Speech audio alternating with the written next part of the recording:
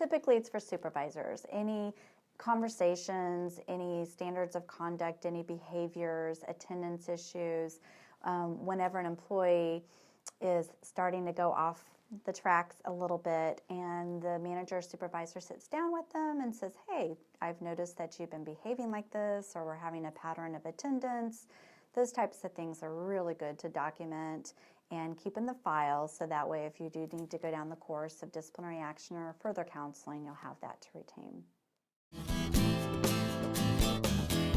Right. It is typically its responsibility of the supervisor, the person that's overseeing that employee, to keep sufficient documentation. It doesn't have to be fancy. It can be a piece of paper just with time, date, what the issue was, that the conversation that took place, and if possible, if it does go to a little bit more formal format, have that employee sign it. You're basically just agreeing, hey, we did talk about it, we're agreeing to get right back on track, here's the policy, and you move forward.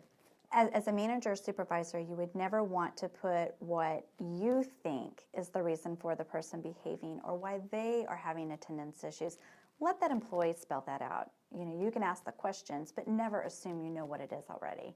That's something you wouldn't want to do. So it's the who, what, when, not necessarily why, because the why is a little bit subjective.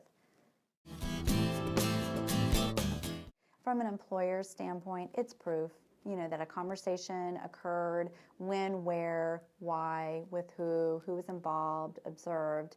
And then from the employee standpoint, also, again, for their protection, that it occurred, and that, for example, if you had a supervisor that had some documentation, they've moved on, another supervisor inherits that employee, they can pick up where they left off. And then also, not to mention, if the employment relationship sours, goes down a wrong path, and we have any kind of suits or claims filed against them, the proof is right there. If there seems to be any misunderstanding, an employee has been given a directive or a project, they're not hitting the objectives that were set forth, or maybe you're having behavior issues, that you're receiving some customer complaints on a particular employee, just kind of roping that back in and having that discussion with them.